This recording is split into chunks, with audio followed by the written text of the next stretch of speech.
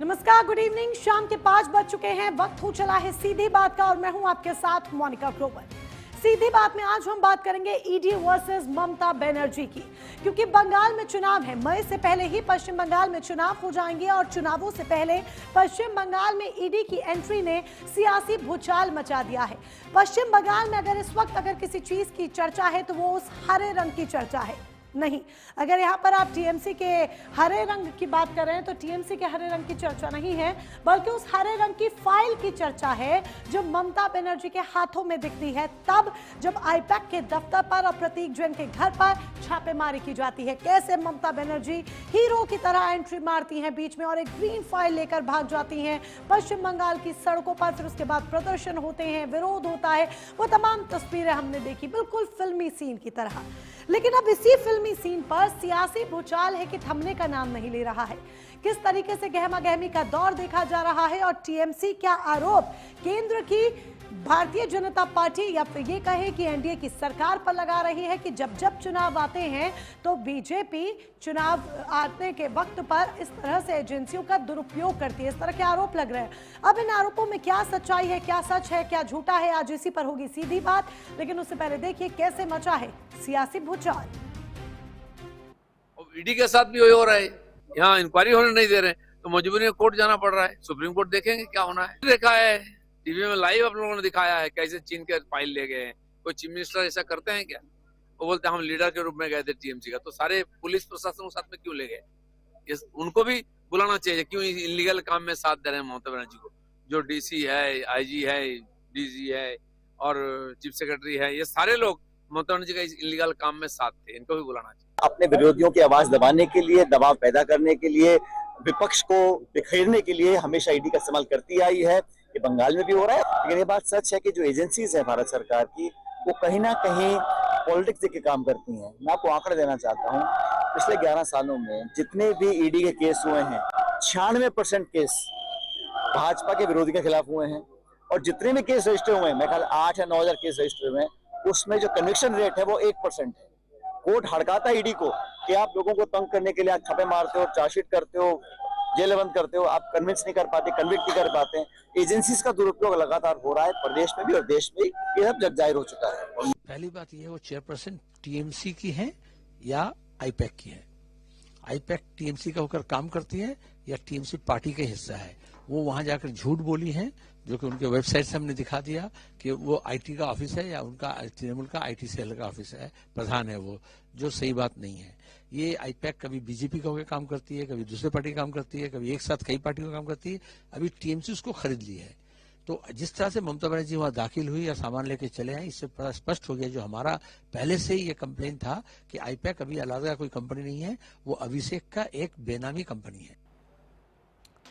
तो जहां जहां चुनाव होते हैं वहां वहां ईडी पहले से पहुंच जाती है और उस वजह से राजनीति तेज हो जाती है। और ये कोई हाल फिलहाल की बात नहीं है। बीते अगर कुछ सालों का रिकॉर्ड भी देखें तो कुछ इस तरह का पैटर्न देखने को भी मिला है। अब ये महज ऐसे सहयोग कहा जाए या एक तरह का प्रयोग क्या कहा जाए या क्या कहा जाए, इसी पर आज सीधी बात होगी। लेकिन उससे पहले वो सुरक्षित सवाल आपके सामने रखते हैं जिनके इर्द गिर्द आज करेंगे हम सीधी बात। सबसे पहले ईडी वर्सेस ममता और ग्रीन फाइल, क्या दीदी ने कानून तोड़ा? ये सवाल टीएमसी को लेकर इसीलिए क्योंकि ग्रीन फाइल लेकर जहां पर छापेमारी चल रही थी वहां पर ग्रीन फाइल लेकर वहां से निकलती है ममता दीदी। हर बार सेम पैटर्न, चुनावों से पहले ईडी। आखिर क्यों? महाराष्ट्र के चुनाव याद कर लीजिए, झारखंड के चुनाव अभी बीते याद कर लीजिए। तीसरा अहम सवाल, ग्रीन फाइल सच या फिर एक राजनीतिक नैरेटिव? क्योंकि ममता बनर्जी ये कह रही हैं कि उनकी जो पूरी टैक्टिक्स थी चुनावों की वो इस फाइल में है जो बीजेपी हथियाना चाहती थी। क्या केंद्रीय एजेंसियां राजनीतिक हथियार बन चुकी हैं? ये अहम सवाल वो जो विपक्ष बार बार आरोप लगाता है, इसलिए ये सवाल जरूरी है। पांचवा अहम सवाल, केंद्र बनाम राज्य की लड़ाई में जनता आखिर किसके साथ है? ये सवाल इसीलिए जरूरी हो जाता है क्योंकि जहां पर ये सियासी भूचाल देखने को मिल रहा है, आरोप प्रत्यारोप का दौर देखने को मिल रहा है, पक्ष विपक्ष आमने सामने है, क्योंकि एजेंसियों को लेकर आरोप लग रहा है कि ये बीजेपी के लिए काम करती हैं, ये स्वतंत्र एजेंसियां नहीं है, बीजेपी ने सब टेक ओवर कर लिया है, डिक्टेटरशिप के आरोप लगते हैं। तो इन तमाम आरोपों को देखते हुए क्या जनता पर, उनके मन मस्तिष्क पर क्या किसी तरह का कोई असर देखने को मिल भी रहा है? जनता के मन में क्या है? केंद्र बनाम राज्य की जब लड़ाई आती है, केंद्र बनाम विपक्ष की जब लड़ाई आती है, तो जनता किसके साथ खड़ी होती है और जनता किस तरीके से तमाम बातों को समझ रही है, सुन रही है? ये वो अहम सवाल जो आज होंगे सीधी बात में। कई खास मेहमान हमारे साथ जुड़ चुके हैं, एक एक कर उनका परिचय भी हम आपके साथ करा देते हैं। हमारे साथ देखिए कई खास मेहमान जुड़ चुके हैं। आलोक वत्स हैं, भारतीय जनता पार्टी के प्रवक्ता हैं। डॉक्टर रत्ना पांडे हमारे साथ हैं, कांग्रेस की प्रवक्ता है। सुमित मेहरोत्रा हमारे साथ हैं, टीएमसी के प्रवक्ता हमारे साथ जुड़ चुके हैं। इसके साथ ही आलोक पांडे जी हमारे साथ राजनीतिक विश्लेषक जुड़े हैं। तो आप सभी खास मेहमानों का बहुत बहुत स्वागत है। आलोक वत्स जी, शुरुआत में आप ही के साथ करूंगी। और आरोप देखिए बार बार लगते हैं। जो सवाल मैं ये करने जा रही हूँ शायद ये आपके लिए नया ना हो, लेकिन सवाल अभी भी जस का तस वहीं पर इसीलिए खड़ा हुआ है क्योंकि आरोपों की राजनीति खत्म होने का नाम नहीं ले रही है। क्या सरकार के द्वारा एजेंसियों का इस्तेमाल हो रहा है? एजेंसियां कहा जाता है कि स्वतंत्र है, लेकिन फिर वो एक सेम पैटर्न क्यों देखने को मिल रहा है कि जहां चुनाव वहां पर चुनावों से पहले ईडी की एंट्री? अब यही पश्चिम बंगाल में हो रहा है, झारखंड का भी आप एग्जाम्पल याद कर लीजिए। देखिए मोनिका जी, ये महज इत्तेफाक हो सकता है, लेकिन जिस तरीके से ममता जी ने वहां आनन फानन में पहुंचकर और ईडी से फाइल को छीन कर ले गई, ये तो बहुत ही शर्मनाक हरकत है। एक चीफ मिनिस्टर से ऐसी अपेक्षा नहीं की जाती थी कि इतने बड़े पोस्ट में होने के बाद आखिर कौन सा रहस्य था उस फाइल में जिससे उनको एकाएक वहां पहुंचना पड़ा। और ये कोई टीएमसी का दफ्तर तो था नहीं, ये तो एक प्राइवेट एजेंसी का दफ्तर था। वहां पर कुछ संदेहात्मक चीजों की पुष्टि करने ईडी पहुंची थी, तहकीकात करने, लेकिन वहां के अधिकारियों के साथ जिस तरीके से ममता जी ने गैर जिम्मेदाराना हरकत किया पूरे देश ने देखा, और ये बहुत ही शर्मनाक हरकत की एक चीफ लेकिन मिनिस्टर आप के जिस द्वारा। प्राइवेट एजेंसी की बात कर रहे हैं वो प्राइवेट एजेंसी काम तो ममता दीदी के लिए कर रही थी ना, तभी तो ममता दीदी आरोप लगा रही हैं कि जो ग्रीन फाइल वो लेके वहां से निकलती हैं, उस ग्रीन फाइल में उनकी चुनावी टैक्टिक्स थी पूरी कि पश्चिम बंगाल चुनावों में क्या करना है, कैसे करना है, वो पूरी रणनीति उस फाइल में थी। और बीजेपी वो रणनीति अख्तियार करना चाहती थी या फिर ये कहे कि हथियाना चाहती थी। देखिए, ये तो एक बहाना है कि इस फाइल में क्या था, ना ये आपको मालूम है ना मुझे मालूम है। ये ममता जी ने फाइल छीनी और वो अब जो बोलेंगी वही मानना पड़ेगा। या तो वो फाइल दिखा दे कि देखिए जी इसमें तो ये था, फाइल तो उन्होंने दिखाया नहीं किसी को। तो जब तक उसकी तहकीकात नहीं होगी कि फाइल में एक्चुअली था क्या, तब तक किसी के लिए कुछ कहना बेमानी होगा। सब अटकलें लगा सकते हैं। तो अब वो तहकीकात होगी कैसे? फाइल तो ममता बनर्जी के पास है शायद। ये बात सही है, वो ममता बनर्जी वो फाइल वहां से छीन के ले गई हैं। अब जब तक वो नहीं देंगी, जब तक मेरे समझ से तो कोई तहकीकात हो नहीं सकती है। कम से कम उस फाइल के की तो कोई तहकीकात नहीं हो सकती है। लेकिन आलोक वत्स जी, वहां से जो सिर्फ इत्तेफाक कह कर इतिश्री कर लेना कि ये सेम पैटर्न देखने को मिलता है चुनावों से पहले, ना सिर्फ झारखंड, आप दिल्ली याद कर लीजिए, आप महाराष्ट्र याद कर लीजिए, ये लेटेस्ट एग्जांपल्स मैं आपको दे रही हूँ। इसको महज इत्तेफाक कहकर इतिश्री कर लेना, क्या आपको लगता है कि ये जनता के सामने एक जायज जवाब है? देखिए, लोकतंत्र में जनता का फैसला सर्वोपरि होता है जी, और जनता जो भी फैसला करेगी वो सभी को मान्य होता है और होता रहेगा। लेकिन एजेंसियां अपना काम करेंगी, एजेंसियों को काम करने से कोई रोक नहीं सकता है, और कब और कैसे काम करेंगी ये भी उन पर तय है। लेकिन किसी निर्दोष को तो आज तक इन एजेंसियों ने कोई सजा नहीं दिलवाई है। ठीक, तो तहकीकात हुआ है, हाँ जी, लेकिन किसी निर्दोष को अभी तक सजा नहीं दिलवाई। तो किसी निर्दोष को अभी तक सजा नहीं हुई है। एजेंसियां स्वतंत्र हैं और स्वतंत्र तरीके से अपना काम कर रही हैं। ये महज इत्तेफाक है जो इस तरीके से देखने को मिला है। ये कहना है आलोक वत्स जी का। सुमित मेहरोत्रा हमारे साथ टीएमसी के प्रवक्ता जुड़े हुए हैं। सुमित मेहरोत्रा जी, आलोक वत्स जी की बातों से कितना सहमत हैं आप कि ये सिर्फ महज एक इत्तेफाक है कि चुनाव से पहले ईडी यहाँ पर आती है, क्योंकि मसला यहाँ पर कोयला तस्करी का था। अब इसको आप चुनावों से अगर जोड़ दें कि चुनावों से पहले ईडी का इस्तेमाल किया जा रहा है तो ये तो गलत होगा। आलोक वत्स जी की बातों से आप कितना सहमत हैं? देखिए मोनिका जी, सबसे पहले तो मैं आप सभी को, पैनलिस्ट को जितने लोग बैठे हैं, आपके माध्यम से दर्शक देख रहे हैं, उनको मकर संक्रांति की हार्दिक शुभकामनाएं, बधाई देना चाहता हूं। बहुत बड़ा पर्व है मकर संक्रांति। अभी आलोक जी ने एक बात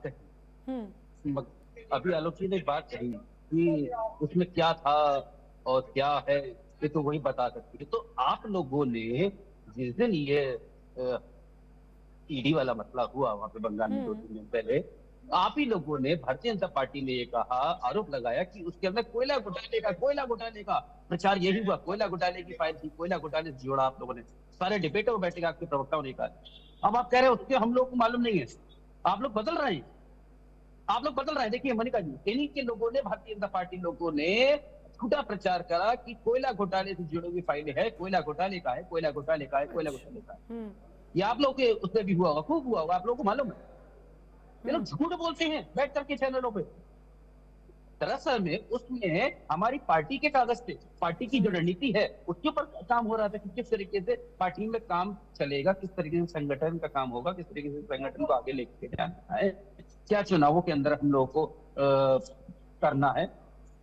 और जिस तरीके से इन लोगों ने बंगाल में आकर के ये देखा गया, जब चुनाव हुए हैं तब सीबीआई ईडी अपना काम करती है। आप करिए जांच, मैं बता रहा हूँ आपको, शुभेंदु अधिकारी की जांच करिए आप। कितनी बार आपकी सीबीआई ईडी ने बुलाया आपको, बताइए भाई। आरोपी तो वो अभी भी हैं। सीबीआई ईडी ने क्यों उन्हें नहीं बुलाया आज तक? क्योंकि वो भारतीय जनता पार्टी में आ गए हैं।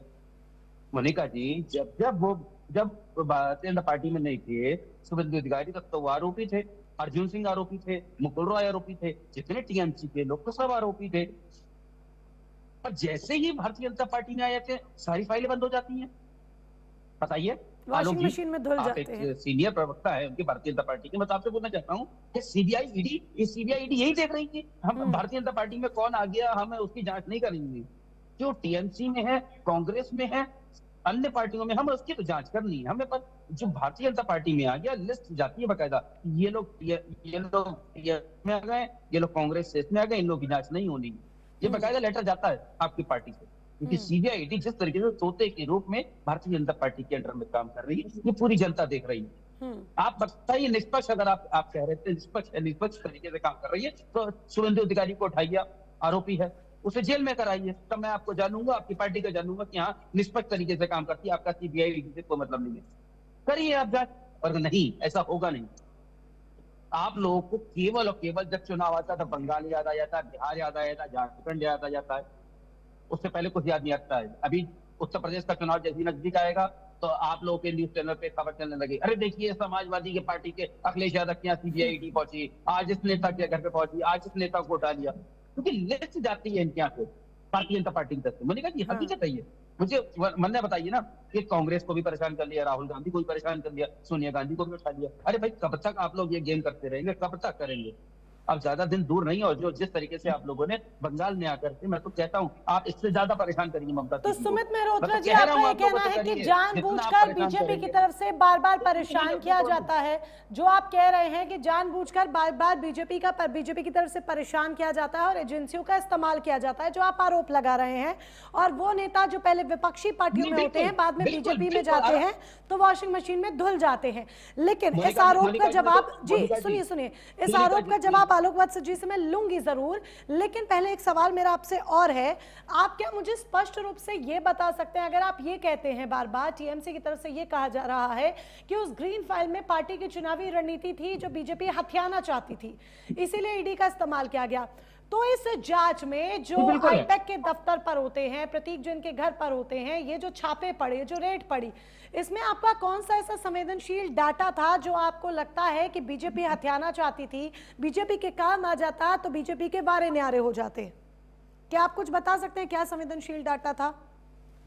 मोनिका जी बिल्कुल बिल्कुल मैं आपको बता रहा हूँ। जिस तरीके से सीबीआई ईडी ने रेड करी, ईडी की रेड कितने बजे हुई थी? सुबह 6 बजे। और ममता दीदी किस समय पहुंची है? 11 बजे। टाइम देख लीजिएगा, आप लोग का सारा डाटा होगा। 11 बजे पहुंची, तो वो फाइल ममता दीदी के पास कैसे आ गई? मुझे बताइए। अगर सीबीआई ईडी 5 घंटे के अंदर सारी फाइलें नहीं अपने पास जब्त कर पाई, तो 5 घंटे बाद ममता दीदी के पास फाइल आ रही है। सीबीआई ईडी क्या कर रही थी? हम तो खुद जानना चाह रहे हैं। सीबीआई ईडी वहां पे केवल ये ड्रामा करने गई थी, या व्यवस्थाएं खराब करने गई थी, केवल न्यूज चैनल चलवाने के लिए गई थी?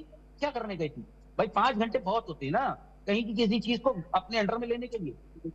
और जब कोई वहां पे कोई जाता है ना, सीबीआई ईडी जब आती है, रेड करती है, पूरी फोर्स होती है, सेंट्रल फोर्स होती है, उसे कवर कर देती है। कोई जा नहीं सकता, कोई जा नहीं सकता। 5 घंटे का टाइम बहुत होता है। पर जिस तरीके ये तो से सवाल बनता भी है सुमित मेहरोत्रा जी, जब कोई जा नहीं सकता तो ममता बनर्जी कैसे चली जाती हैं?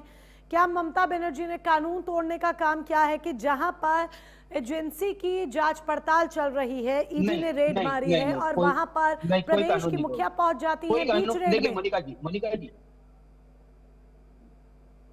मोनिका जी कोई कानून नहीं तोड़ा। अपनी पार्टी को बचाने के लिए, अपनी जनता को बचाने के लिए अगर एक नेता आगे आता है, लेकिन जो इंटरप्शन उनके द्वारा, अगर उन्होंने अपनी पार्टी को बचाने के लिए स्टेप लिया, लेकिन क्या इंटरप्शन तो उन्होंने जांच एजेंसी की कार्रवाई के बीच में किया ना?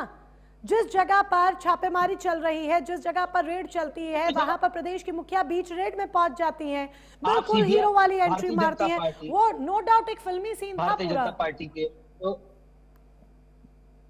मैं उसे सीबीआई ईडी नहीं कहूंगा, मैं उसे ईडी नहीं कहूंगा। वो भारतीय जनता पार्टी के गुंडे थे। जिस तरीके से अधिकारी जो आए वो लोग भारतीय जनता पार्टी के थे। हम भारतीय जनता पार्टी के लोगों को अपनी फाइल देते हैं। मैं नहीं कहूंगा ना सीबीआई ईडी। तो आज सीबीआई किस तरह का डाटा था सुमित मेहरोत्रा जी, किस तरह का डाटा था जो कि संवेदनशील था? मैं आपको क्यों बता दूं? ताकि आप लोग वो करें भाई। अरे आप अगर कुछ बताएंगे नहीं, आप पूरा ब्यौरा मत रखिए सुमित मेहरोत्रा जी, आप पूरा ब्यौरा मत रखिए।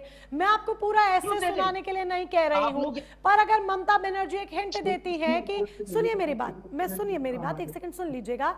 आप पूरा ऐसे मत सुनाइए, पर आप एक हिंट और हेडलाइन तो देंगे ना। जब ममता बनर्जी खुलकर ये कहती है कि इस ग्रीन फाइल में हमारी चुनावी वो पूरी टैक्टिक्स है, बीजेपी हत्याना चाहती है, वो उस ग्रीन फाइल को लेकर चली जाती हैं, तो और क्या डाटा था जिसको लेकर आपको डर है कि ईडी ने इस वजह से छापा मारा? मोनिका जी अभी तो एक चीज और बाकी है। मोनिका जी जैसे जैसे चुनाव नजदीक आएगा, आप लोगों को खुद दिखेगा जो ममता दीदी कहती है वो करके दिखाती है। उनके पास पेन ड्राइव है, उस पेन ड्राइव के अंदर गृह मंत्री अमित शाह का डाटा है। वो जिस दिन उजागर होगा तो शायद ही ये देश कब उजागर होगा सर? सुमित मेहरोत्रा जी कब उजागर होगा? जिस दिन भी बिल्कुल उजागर होगा। आप छेड़िए, आप ममता बनर्जी को छेड़िए, परेशान करिए। अरे सर हम छेड़ देंगे, फिर आप आरोप लगा रहे हैं ममता दीदी को छेड़ रहे हैं। हम क्यों छेड़े? नहीं, रिलीज होगा भाई, रिलीज होगा, ये डाटा रिलीज होगा जो घोटाले का है। हम नहीं छेड़ेंगे, हम छेड़ देंगे तो आप आरोप लगा देंगे छेड़ने का। इसलिए आप बता दीजिए वो मुहूर्त, वो दिन, वो समय जब आप ये डाटा रिलीज करेंगे जो आप आरोप लगा रहे हैं। मोनिका जी नहीं, बिल्कुल मोनिका जी, जिस तरीके से भारतीय जनता पार्टी के द्वारा ममता बनर्जी को परेशान करा जा रहा है, मैं कह रहा हूं आप जितना उन्हें परेशान करेंगे, जितना टॉर्चर करेंगे अधिकारियों के द्वारा, वो उतनी ही मजबूत होंगी। अभी तक हम लोग थे 2021 में 213 सीटों के साथ हम सरकार बनाई थी हमने। वैसे भी वो एक मजबूत नेता है, हम उनकी मजबूती को यहाँ पर चुनौती नहीं दे रहे हैं। वो एक मजबूत नेता है, लेकिन आप अगर आप आरोप लगाते हैं, अगर आप डाटा की बात करते हैं, ग्रीन फाइल की बात करते हैं, इतनी मिस्ट्री अगर आप करते हैं, तो उस मिस्ट्री के अंदर क्या है वो भी थोड़ा आपको बताना पड़ेगा। चलिए मैं लौटूंगी आपके पास, इसको हम आगे भी कंटिन्यू करेंगे। हमारे साथ और भी पैनल में गेस्ट हैं, डॉक्टर रत्ना पांडे जी का भी मैं यहाँ पर रुक करना चाहूंगी। डॉक्टर रत्ना पांडे जी, सचिन पायलट पायलट को भी हमने सुना और कांग्रेस के तमाम दिग्गज बड़े नेता को भी हमने सुना, जो सीधे तौर पर ये आरोप लगा रहे हैं और एक डाटा भी रख रहे हैं कि बीते 10-11 सालों में आप आंकड़े उठाकर देख लीजिए, आप मामले उठाकर देख लीजिए, चुनावों से पहले ईडी आ जाती है, ईडी का इस्तेमाल किया जा रहा है। क्या आपको वाकई में लगता है कि एजेंसियां आज स्वतंत्र नहीं रह गई हैं, इनको ऊपर एक हैंडलर्स हो चुके हैं? जी, आप सभी को नमस्कार के साथ मैं ये बताना चाहूंगी कि जर्मनी में अभी मेरे नेता राहुल जी गए थे, तो हमने स्पष्ट कहा था कि इंस्टीट्यूशनल कैप्चर भारत में किया जा चुका है सभी संस्थानों पर, और ये आज कुछ नया नहीं है। 5 साल पहले 2020 के केस में आज आईपैक पे छापा मार रहे हैं। 5 साल से सो गए थे क्या? समझ रहे थे मुहूर्त निकलवा रहे थे मोदी जी कि जब इलेक्शन होगा तब चलेंगे आराम से? आप बताइए दूसरा मोटिव क्या था? ईडी 5 साल, अभी आईपैक के अधिकारियों का उनकी कंप्लेंट में ना तो नाम है, ना तो नोटिस दिया गया है, ना तो उनका कोई जिक्र आ रहा है। आपकी मर्जी, आप मेरे घर आ जाइए। अगर ईडी को कहीं घूमना ही है तो कहीं भी घूमे। इलेक्शन स्टेट्स में इस तरीके का बवाल, और अभी वत्स जी कह रहे थे कि वो छीन के ले गई। भाई साहब, अपने घर, अपने कार्यालय, अधिकृत कार्यालय है वो ममता जी का, उन्होंने उस कंपनी को हायर कर रखा है, मतलब वो अधिकृत है वहां जाने के लिए, वहां का सामान उन्हीं का अधिकृत सामान माना जाएगा। तो अपना सामान उठा लेना, छीनना नहीं होता था अभी तक भारत में। ये नया भारत है जिसे आप हमारा ही सामान हमारे ही हाथ में छीनना बता रहे हैं, क्योंकि आप तो हमें हमारी नागरिकता भी साबित करवा रहे हैं। तो आपके तो अनोखे रूल हैं। जिस तरीके से चुनी गई सरकारों को परेशान करने का एक तरीका माननीय मोदी जी ने देश में चलाया है, ये देश की राजनीति के लिए बेहद शर्मसार करने वाला है। कभी भी लेवल फील्ड इनके लिए कभी किसी चुनाव में होता ही नहीं है, चाहे विधानसभा, चाहे इवन इनकी इसके लोकल बॉडीज की हो या लोकसभा हो, इन्हें कहीं लेवल फील्ड पे लड़ना ही नहीं है।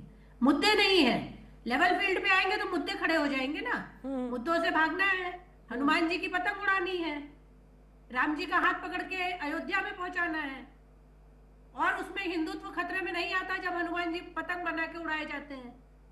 हनुमान जी गेमिंग करेंगे, पूरे दुनिया की चेंज कर देंगे, ऐसे ऐसे वक्तव्यों पे जब भारत में ताली बजती है तो कहीं कुछ नहीं है, खाली बेवकूफ बनाने की टैक्टिस है, निगेटिव पॉलिटिक्स है, टोटली करप्ट इलेक्शंस भारत में हो रहे हैं, और उसकी पूरी प्रणेता बीजेपी है। उनको तो करप्ट इलेक्शंस की बात तब क्यों नहीं आती है जब कांग्रेस जीत जाती है? नहीं, कांग्रेस जीत जाती, आप इसकी कोई ये क्वेश्चन अपने आप में इनवैलिड है आपका। नहीं, कर्नाटक में आपने बोला, कर्नाटक में आपने बोला कि करप्ट इलेक्शंस थे। बिल्कुल है, अभी थे नहीं, सारे इलेक्शंस करप्ट किए जा रहे हैं कर्नाटक में। अभी आप कर्नाटक के लिए, अभी कर्नाटक में आपकी सरकार बनी थी, आपने बोला कि करप्ट इलेक्शंस हैं। 2019 के पहले तक जब 17-18 में इन्होंने ज्ञानेश कुमार को अपना रक्षा कवच पहना लिया, उसके बाद शुरू किया है सब कुछ। उसके पहले कुछ स्टेट्स में था, फिर इन्हें ज्ञानेश कुमार को अपना पक्का बनाया कि अभी से उसके बाद से किसी राज्य में कांग्रेस की सरकार नहीं बनी क्या? सरकार बनना और सरकार ना बनने देना, आप 100 हजार के मार्जिन नहीं। रत्ना पांडे जी, अगर इलेक्शंस करप्ट होते तो सरकार ना बनने देना के लिए अगर साजिश रची जाती तो सरकार बन ही नहीं पाती। अगर इलेक्शंस करप्ट होते और अगर गेम किया जा रहा होता, अगर कोई गुगली अंदर से फिट की जा रही होती, तो फिर सरकार बन ही नहीं पाती कहीं पर भी। इस बात को समझ रही हैं आप? बन रही है वो उस मासिव मैंडेट से बन रही, मासिव मैंडेट, जिसके आगे तो जिसके हाथ में अगर 10 का, अगर आप आरोप भी लगा रहे हैं, अगर आप आरोप भी लगा रहे हैं, जिसके हाथ में 10 का रेशियो पलटना है, अगर उसके हाथ में 20 रेशियो अगर वो पलट देगा तो उसके लिए कौन सी बड़ी बात है?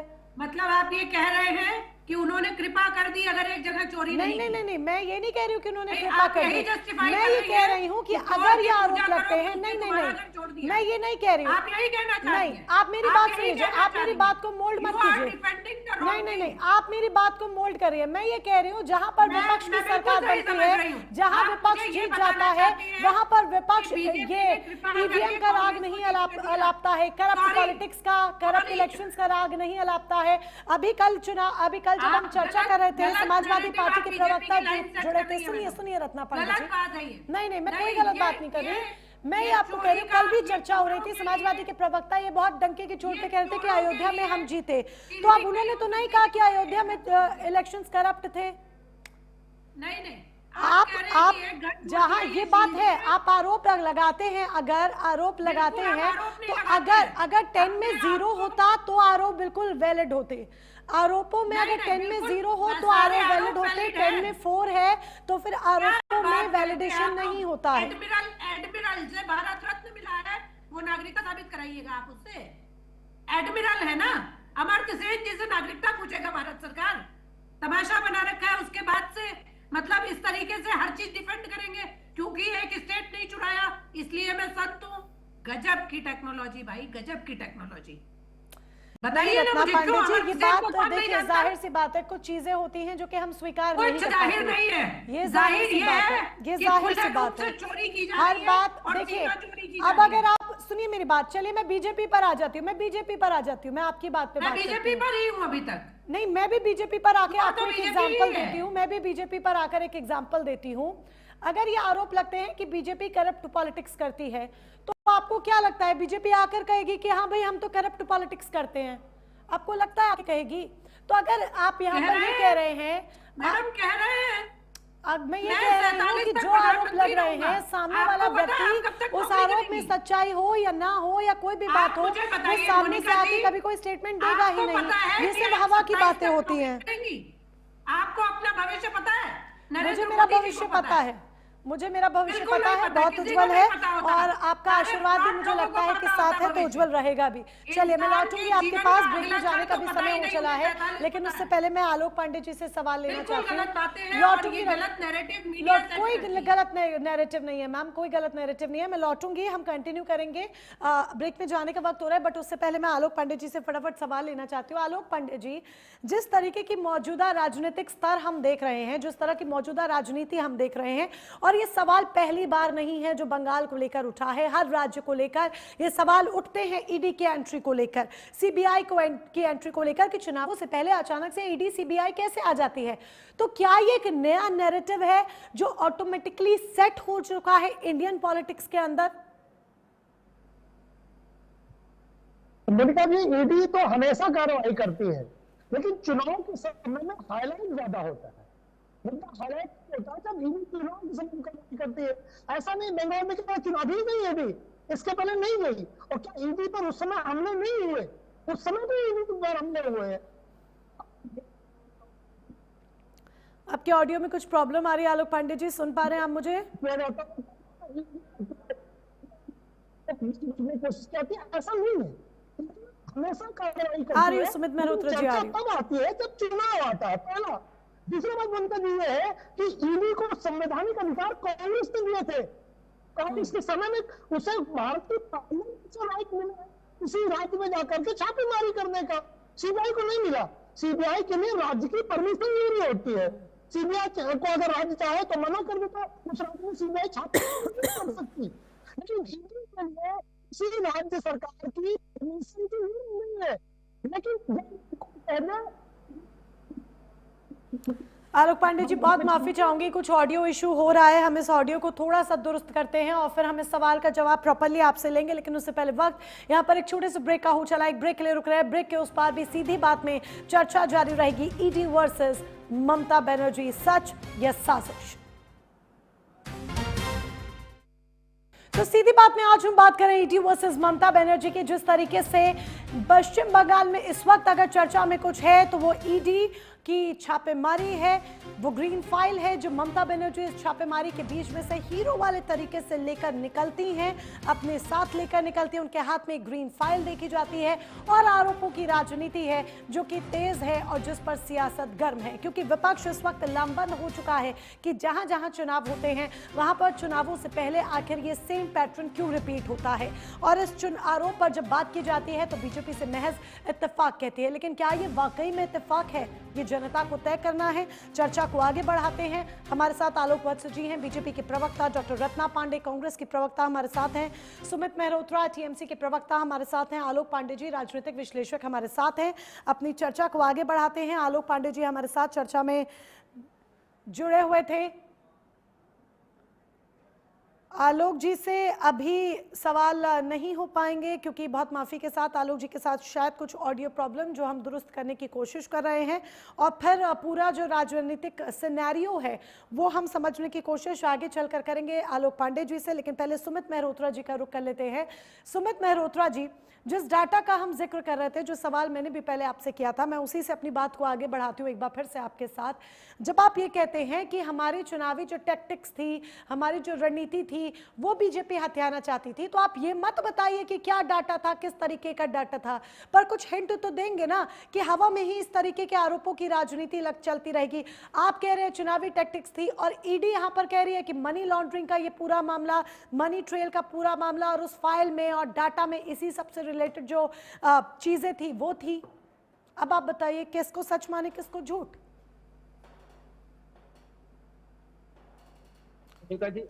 मोनिका जी देखिए, जिस तरीके से भारतीय जनता पार्टी और ईडी एक ही है, दोनों एक ही घर के लोग हैं, एक ही चीजें हैं, कोई अलग नहीं है। जिस तरीके से दोनों लोग एक ही होकर के काम कर रहे हैं, वो लोग कह रहे हैं कि कोयला घोटाले का है, मनी लॉन्ड्रिंग का है, तो आप लोगों ने जो इनके नेता हैं वहां पे विपक्ष के, शुभेंदु अधिकारी, उनको कितनी बार सीबीआई ईडी ने अपने यहाँ बुलाया, कितनी बार उनके यहाँ जांच करी?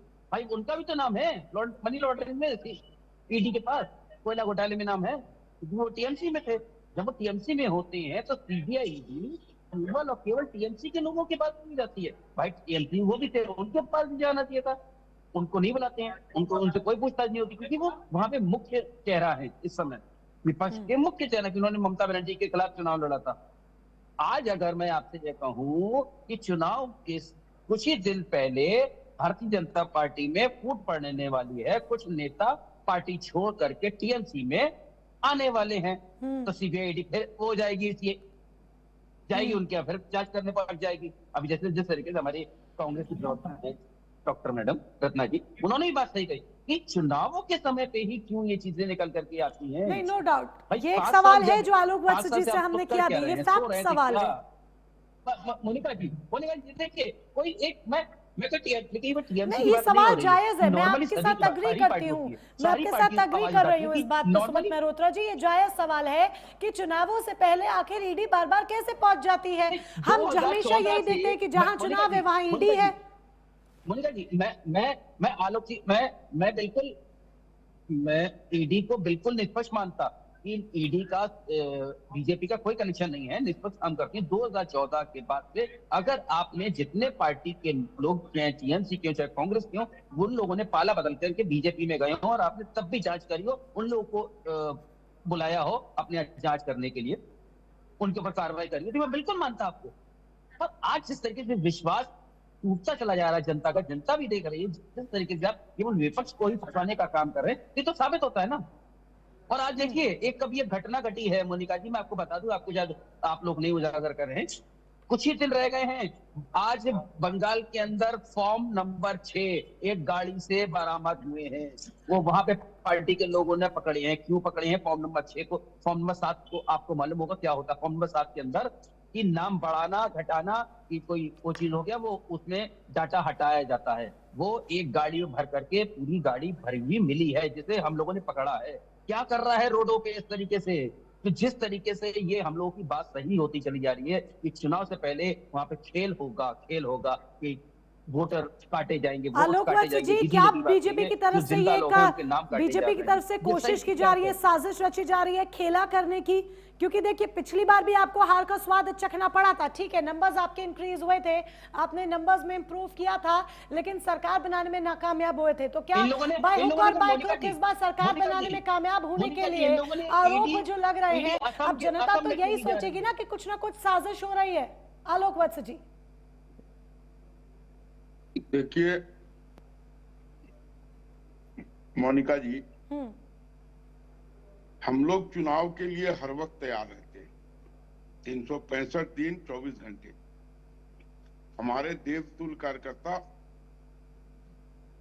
हर वक्त चुनाव के मैदान में कूदने के लिए तैयार रहते हैं और जनता से हमारी कनेक्टिविटी लगातार बनी रहती है। लेकिन आलोक वत्स जी, ये टाइमिंग कैसे सामने आ जाती है? आप इसको महज एक कोइंसिडेंस कैसे कह सकते हैं? मई से पहले चुनाव होने हैं पश्चिम बंगाल में, नए साल में ईडी की एंट्री हो जाती है।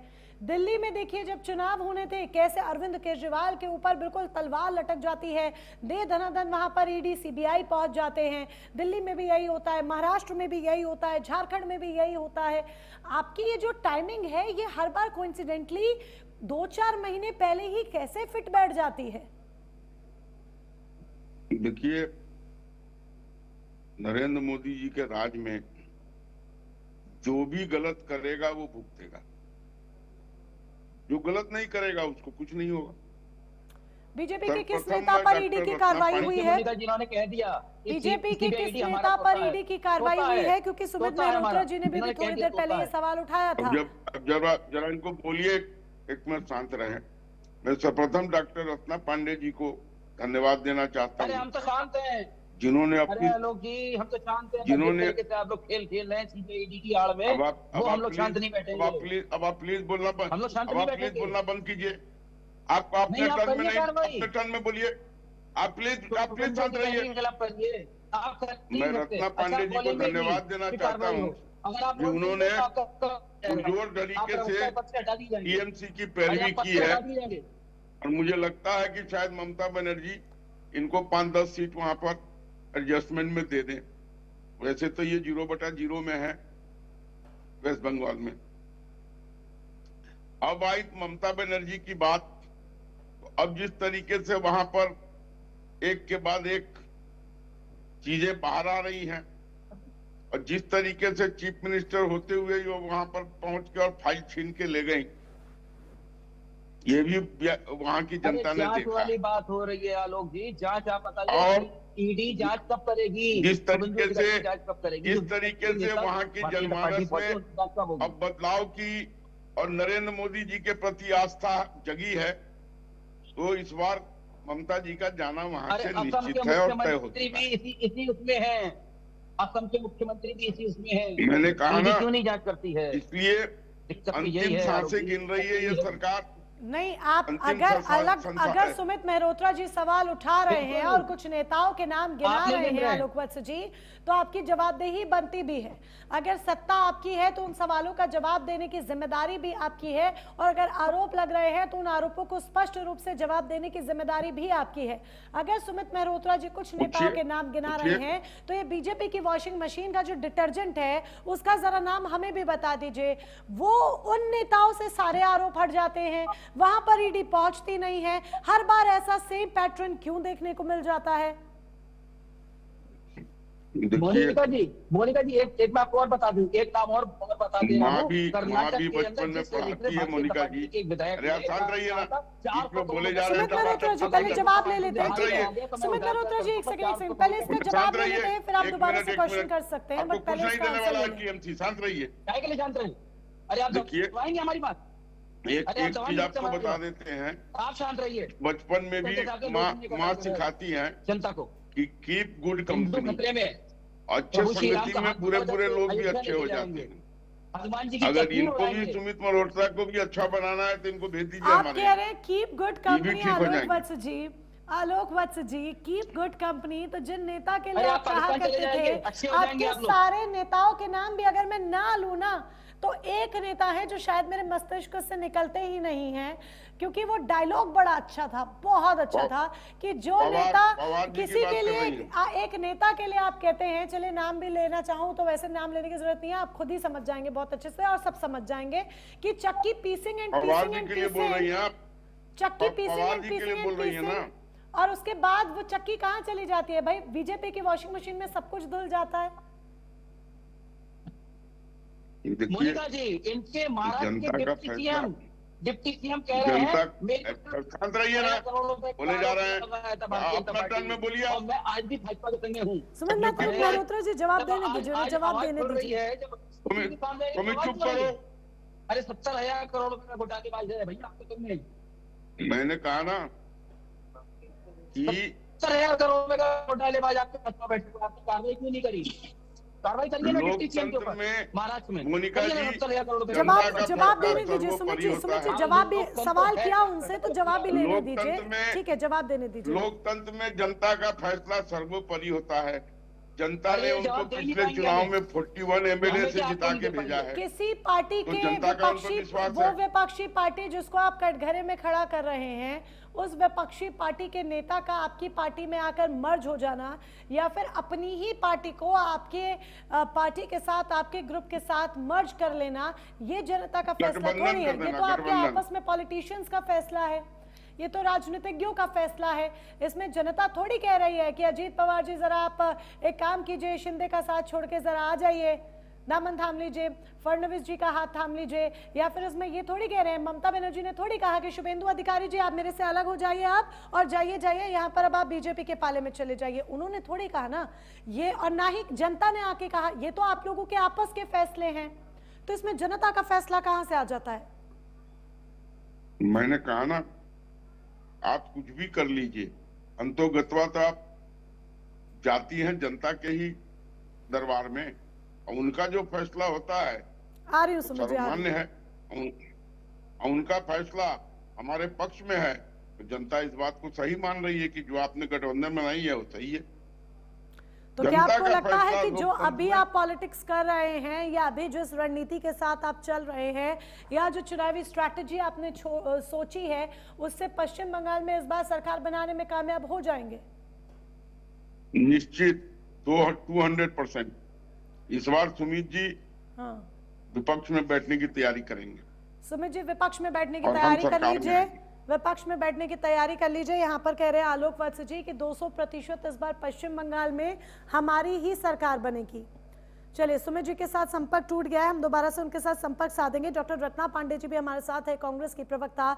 रत्ना पांडे जी, आपको लगता है कि जो इस चुनावी स्ट्रैटेजी के साथ भारतीय जनता पार्टी चल रही है, या जो पश्चिम बंगाल में अभी सिनेरियो देखने को मिल रहा है, उस सिनेरियो में जनता का जो रुख है या जनता का जो मूड है वो चेंज हो सकता है?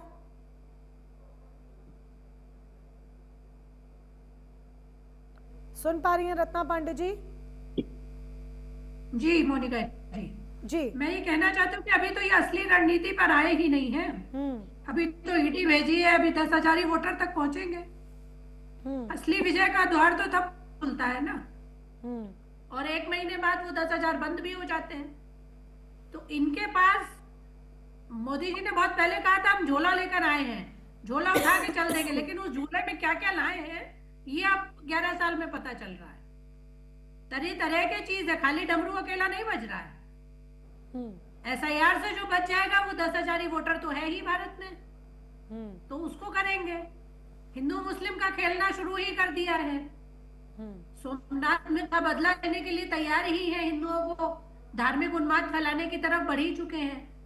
कोई मुद्दा नहीं बनाएंगे, सिर्फ ये इनकी पुरानी जो सोची समझी फिक्स्ड रास्ते है जिसमें उन्माद फैला के लड़ाई करा आपको के लगता है सामाजिक सोमनाथ का हिंसा फैला इम्पैक्ट के पश्चिम छोड़ बंगाल दीजिए। में देखने को मिल सकता है? सोमनाथ की हवा पश्चिम बंगाल में आ सकती है?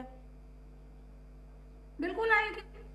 हवा सोमनाथ की थोड़ी, हवा तो उस उदंड मानसिकता की है जो सिर्फ नफरत फैलाती है, और वो हवा तो पूरे ऐसे घर तो घर में हुमायूं फैलती है। कबीर भी बाबरी जैसा पूरा उसी के तर्ज पर, उसी लिहाज से वो सेम मस्जिद बनवा रहे हैं, तो ऐसे में तो हम ये भी कह सकते हैं कि उनकी तरफ से भी यहाँ पर टीएमसी के जो नेता हैं उनकी तरफ से भी यहाँ पर यही इसी तरह की सेम पॉलिटिक्स की जा रही है कि मोनिका हिंदू जी, मुस्लिम और किया लड़ाई जाए। करने के लिए बीजेपी ने तोड़ा ना हो ये क्या पता है?